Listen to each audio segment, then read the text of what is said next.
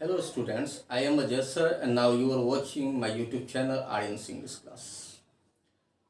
आज हम इस वीडियो में बात करेंगे जितने भी रूल्स इस्तेमाल किए जाते हैं सब्जेक्ट वर्ब एग्रीमेंट के अंतर्गत, जो जीरो लेवल से लेके कॉम्पिटिटिव लेवल तक आपके लिए एक कन्फ्यूज़न उत्पन्न कर देते हैं, उन सारे को डिस्क्रिप्शन में एक एक रूल जो है बोर्ड पर लिखकर और उसको एग्जाम्पल सहित इस वीडियो में मैंने समझाने की कोशिश की है।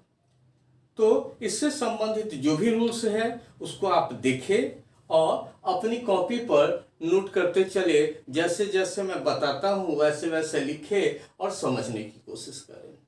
तो सबसे पहले हम बात करते हैं, जैसा कि आप जानते हैं सब्जेक्ट वर्ब एग्रीमेंट, यानी सब्जेक्ट जो है वर्ब के साथ एग्री करता है कि वह किस फॉर्मेट में होगा तो वर्ब किस फॉर्मेट में आएगा। आप यह भी जानते होंगे सिंगुलर सब्जेक्ट सिंगुलर वर्ब का डिमांड करता है और प्लूरल सब्जेक्ट प्लूरल वर्ब का डिमांड करता है। जितने भी वर्ब्स होते हैं इंडिपेंडेंट फॉर्म में, जैसे गो, रन, प्ले, ये सारे प्लूरल होते हैं, इनके लिए प्लूरल वर्ब की जरूरत होती है। और जितने भी नाउन्स होते हैं वह सिंगुलर होते हैं। जैसे अगर हम बात करते हैं वॉच की, बियर की, ये सारे सिंगुलर नाउन है। और जो रूल हम किसी नाउन को प्लूरल बनाने के लिए लगाते हैं, ठीक वही रूल हम इस्तेमाल करते हैं किसी वर्ब को प्लूरल से सिंगुलर बनाने के लिए। तो यहाँ देखें, एक एक रूल करके समझाने की कोशिश की गई है। सबसे पहला रूल है the verb must agree with the subject, यानी कोई भी वर्ब जो है अपने सब्जेक्ट के अनुरूप ही होना चाहिए, उसमें किसी तरह का डिसएग्रीमेंट नहीं होनी चाहिए। फर्स्ट रूल है singular subject require singular verb. अगर कोई सब्जेक्ट सिंगुलर हो तो उसके साथ आने वाला वर्ब भी सिंगुलर होगा। जैसे एग्जांपल में दिखाया गया है, this chair needs repainting. This जो है हमेशा सिंगुलर के साथ इस्तेमाल होता है। यह चेयर अपने आप में सिंगुलर है और नीड में एस लग गया तो यह भी सिंगुलर है, यानी चेयर सिंगुलर नाउन है और नीड्स सिंगुलर वर्ब है। सेकेंड रूल है collective nouns taken as a unit. Collective noun बहुत सारे ऐसे नाउन होते हैं जिनका इस्तेमाल हम ग्रुप के रूप में करते हैं, कलेक्शन के लिए करते हैं, जैसे team, heard, fleet etcetera, band. तो इनको हमेशा सिंगुलर माना जाता है। जैसे कहा जा रहा है this herd grazers in the north pasture. Grazers singular verb है और हर्ड का मीन्स होता है जानवरों का झुंड। फिर तीसरा रूल देखें मास नाउन्स, यानी वैसे नाउन जो किसी भी नाउन की वजन बताने का काम करे, इसको सिंगुलर माना जाता है। ये जनरली अनकाउंटेबल होते हैं। जैसे एग्जाम्पल दिया गया, the cold water refreshes the old women's tired body. अब यहाँ वाटर अनकाउंटेबल है, मास बता रहा है, और रिफ्रेशेस सिंगुलर नाउन हो गया। थर्ड रूल दिया गया, indefinite pronouns considered as singular when referring to mass noun. यानी इंडेफिनिट प्रोनाउन भी दो तरह के होते हैं। एक इंडेफिनिट प्रोनाउन जिसकी चर्चा यहाँ 2 नंबर में की गई है, काउंटेबल नाउन के साथ इस्तेमाल होता है, और यहाँ बताया जा रहा है कि जब वह मास नाउन को रेफर करते हैं तो यहाँ सिंगुलर होते हैं। Everybody haves to make this event success, यानी हर एक आदमी मदद करते हैं किसी भी इवेंट को सक्सेस करने के लिए। एवरीबॉडी अपने आप में इंडिफिनिट है, अनिश्चित है। एवरीबॉडी मतलब कितने लोग हैं, कौन कौन से लोग हैं, इस चीज की जानकारी नहीं होती। और जब किसी नाउन की जानकारी न हो तो वैसे नाउन से बने प्रोनाउन को ही इंडेफिनिट प्रोनाउन कहते हैं। फ्रैक्शंस ऑफ अ यूनिट और mass nouns, the fraction must be written in words. अब कहता है कि किसी भी मास नाउन, यानी वैसा नाउन जो क्वांटिटी शो करता हो, वजन बताता हो, उसका फ्रैक्शन अगर लिखा गया हो वर्ड्स में तो इसके साथ जो है सिंगुलर वर्ब का इस्तेमाल करें। जैसे 3/4 of earth surface is covered with water. अब यहाँ बताया जा रहा है कि धरती का 3/4 भाग जो है वह पानी से घिरा है। अब यहाँ हर एक सेंटेंसेस के अंदर वैसे नाउन को भी इंडिकेट किया गया है, प्रोनाउन को इंडिकेट किया गया है और साथ ही वर्ब को भी इंडिकेट कर दिया गया है जो रूल से रिलेटेड है। Measurements volume, distance, length, time, quantities and sums of money considered as a unit. Measurement किसी भी चीज का माप हो, पैमाना हो, चाहे ये वॉल्यूम हो, किसी चीज का आयतन हो, डिस्टेंस दूरी हो, लेंथ लंबाई हो, टाइम हो, क्वांटिटी हो या किसी तरह का रुपया से संबंधित बात हो, तो इसके लिए सिंगुलर वर्ब का इस्तेमाल करते हैं। जैसे कहता है 2 cups of milk is needed for this recipe. 2 cups। अब मिल्क जो है यहाँ अनकाउंटेबल है लेकिन मेजरमेंट दे रहा है कि कितने कप, तो 2 कप, और इसके साथ इस्तेमाल होने वाला वर्ब सिंगुलर है। परसेंटेज ऑफ अ यूनिट और मास नाउन, कोई भी मास नाउन हो, मास नाउन जिसका वजन किया जाए, परसेंटेज है तो कहता है कि percentage must be written in words. जब ये परसेंटेज वर्ड में लिखा जाए, इसके साथ आने वाला जो वर्ब होगा वह सिंगुलर होगा। 10% is the discount given for this item. बताया जा रहा है कि इस आइटम के लिए आपको 10% डिस्काउंट दिया जाएगा। Plural subject require plural verb, और सब्जेक्ट जो है ये पूरा पहला रूल है इस बात के लिए कि सिंगुलर सब्जेक्ट है तो वह सिंगुलर वर्ब को रिक्वायर करते हैं। अब बताया जा रहा है कि प्लूरल सब्जेक्ट जो है प्लूरल वर्ब को रिक्वायर करते हैं। जैसे marbles are sold by packs of 50। Marbles गोली होता है छोटा छोटा जिससे बच्चे खेलते हैं, यह 50 के पैक में बेचा जाता है। तो यह मार्बल्स प्लूरल है और आने वाला वर्ब आर भी प्लूरल है। सेकंड कहता है ऑल प्लूरल काउंटेबल नाउन्स, कोई भी ऐसा नाउन हो जो नंबर में 1 से अधिक हो उनके साथ प्लूरल वर्ब लगाते हैं। जैसे चिल्ड्रेन, चिल्ड्रेन प्लूरल नाउन है और चाइल्ड सिंगुलर नाउन है। Children watch an educational movie during their break. तो चिल्ड्रेन प्लूरल नाउन है और यह वॉच जो है यह भी प्लूरल वर्ब है। तो कहता है कि बच्चे जो है अपने खाली समय में, ब्रेक के समय जो है शैक्षणिक मूवी देखते हैं। Indefinite pronouns when they refer to countable. Indefinite pronoun जैसे यहाँ भी रूल था, तो जब ये रेफर कर रहे थे मास नाउन को तो सिंगुलर वर्ब, और यहाँ कहता है कि काउंटेबल नाउन को शो करे तो प्लूरल वर्ब। जैसे most of us have experience grief at certain times in our lives. हम लोगों में से ज्यादातर लोगों ने अनुभव किया होगा जीवन के किसी न किसी दौर में दुख का। कलेक्टिव नाउन्स टेकन इंडिविजुअली, जब किसी कलेक्टिव नाउन की बात करें और यह अलग अलग गिनती हो तो उस अवस्था में इसके बाद आने वाला वर्ब प्लूरल होगा। जैसे the herd are scattered all over the pasture, यानी जानवरों का झुंड जो है पूरी चारागाह पे फैला हुआ है। Adjectives use as a subject, वैसे एडजेक्टिव जिनका इस्तेमाल सब्जेक्ट की तरह किए जाए उनके साथ भी प्लूरल वर्ब का इस्तेमाल होता है। जैसे द यंग वंस के लिए यंग का इस्तेमाल करते हैं। Enjoy life to the fullest degree, अब यहाँ यंग एडजेक्टिव है और एंजॉय जो है प्लूरल वर्ब है। फ्रैक्शंस ऑफ अ क्वांटिटी, अगर हम क्वांटिटी की बात करें जिसमें नंबर की काउंटिंग हो सकती है तो उस अवस्था में इसका इस्तेमाल जो है प्लूरल वर्ब के साथ किया जाता है। जैसे 2/3 ऑफ पीपल, पीपल काउंट होता है तो इसके साथ लिव का इस्तेमाल किया गया है कि दुनिया के 2/3 आबादी अत्यधिक गरीबी में जीवन बसर करती है। Quantity sums of money taken individually, यानी वैसे क्वांटिटी जिसका इस्तेमाल जो है श्रम के रूप में किया जाए वहां जो है और अलग अलग किया जाए प्लूरल वर्ब का इस्तेमाल होता है। 5 किलोस ऑफ राइस, यहाँ राइस को प्लूरल बना दिया गया है किलोस के सहारे। Are packaged to be given to the flood victims, यानी बाढ़ राहत के लिए शरणार्थियों को 5 किलो का चावल का पैकेट दिया जा रहा है। परसेंटेज ऑफ काउंटेबल नाउन, अगर काउंटेबल नाउन हो उसकी परसेंटेज की बात की जाए तो वहां प्लूरल वर्ब का इस्तेमाल करते हैं। 5% of the boys are absent due to influenza, यानी जितने भी लड़के हैं उनके 5% इन्फ्लुएंजा के कारण अनुपस्थित है। दूसरा रूल कहता है singular subject connected by and require a plural verb, यानी अगर दो सिंगुलर सब्जेक्ट आपस में एक दूसरे से जुड़े हो एंड की सहायता से तो उनके बाद आने वाला वर्ब प्लूरल होगा। जैसे दिया गया Helen and Robert are getting married this December. अब हेलेन रॉबर्ट दो पर्सन है, सिंगुलर है और एंड से जुड़े हैं, कहता है कि दिसंबर में विवाह करने वाले हैं। लेकिन इस रूल के कुछ एक्सेप्शन है। एक्सेप्शन मीन्स अपवाद। जैसे फर्स्ट कहता है singular subjects connected by and but are preceded by each और every take a singular verb, यानी वैसा सिंगुलर सब्जेक्ट जो एंड से तो जुड़ा हो लेकिन प्रेसिड किया जाए ईच और एवरी के द्वारा, या दोनों में से कोई एक हो तो समझ ले इसके बाद आने वाला वर्ब सिंगुलर होगा। जैसे यहाँ बताया गया each chair and table at the kindergarten classrooms have been painted with pastel colours.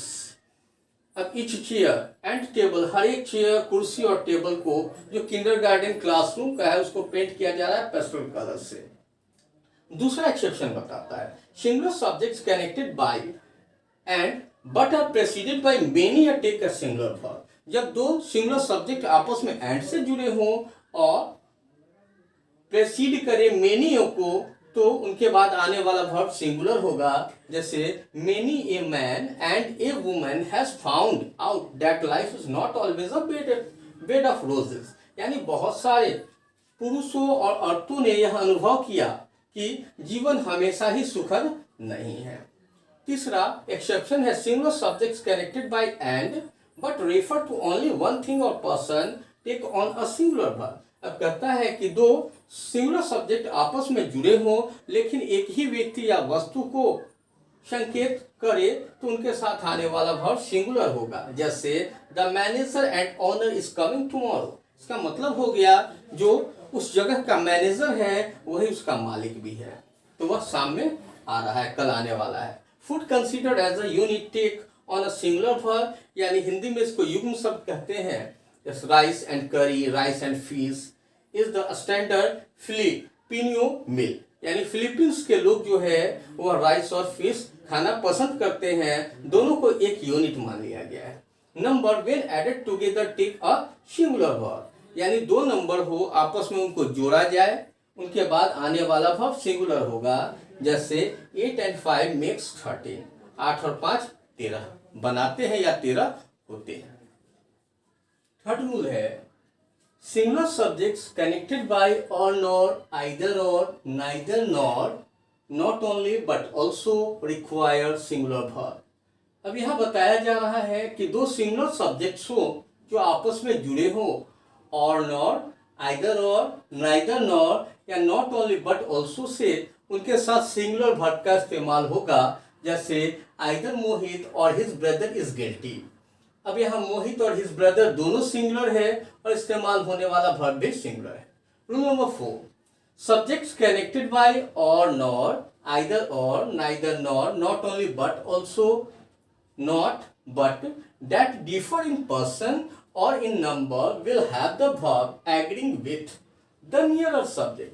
अब दो सब्जेक्ट जो आपस में जुड़े हो और नॉर, आइदर और, neither nor, not only but also, not but से, लेकिन ये दोनों डिफरेंट पर्सन के हो, एक सिंगुलर हो तो दूसरा प्लूरल हो, उस अवस्था में वर्ब नजदीक वाले सब्जेक्ट के अनुरूप लगाया जाएगा। जैसे यहाँ एग्जाम्पल दिया गया है आइदर द गर्ल्स और there teacher has borrowed the tape recorder. अब यहाँ टीचर चूंकि वर्ब के नजदीक है जिसके कारण यहाँ हैज का प्रयोग किया गया है, टीचर सिंगुलर है।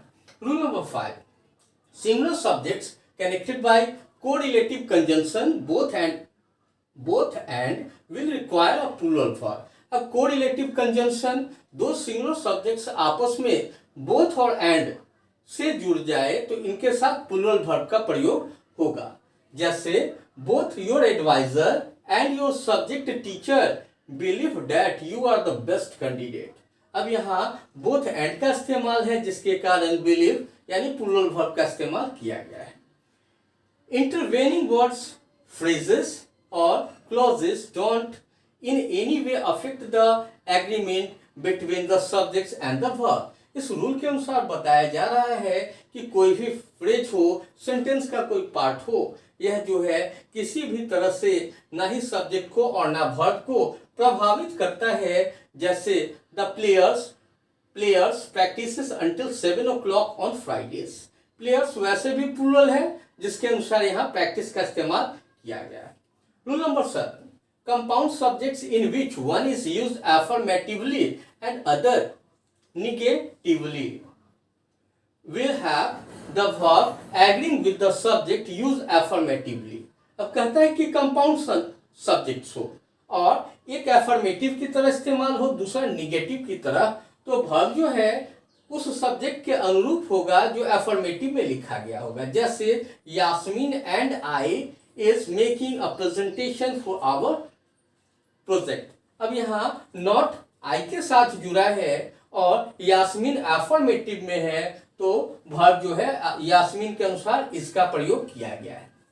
Rule number 8, words that are plural in form but singular in meaning take on singular verbs. वैसे वर्ड्स जो देखने में तो प्लूरल लगते हैं लेकिन उनका मतलब जो है सिंगुलर की तरह होता है, इसके साथ सिंगुलर वर्ब का इस्तेमाल होगा। जैसे the chassis of your car needs treatment against rust. अब चेसिस देखने में प्लूरल लगता है लेकिन ये मीनिंग में सिंगुलर है, जिसके कारण यहाँ नीड्स जो वर्ब इस्तेमाल किया गया है वो सिंगुलर है। Rule number 9, titles of books, essays, movies, plays, musical compositions, paintings or other such works that are plural in form take on a singular verb। अब बताया जा रहा है कि किसी बुक का टाइटल हो, एस्से का नाम हो, मूवी का नाम हो, प्ले हो, इन सारे के साथ हमेशा सिंगुलर वर्ब का इस्तेमाल होता है, भले ही यह देखने में प्लूरल लगे। जैसे एग्जाम्पल है the three Musketeers was written by Alexander Dumas.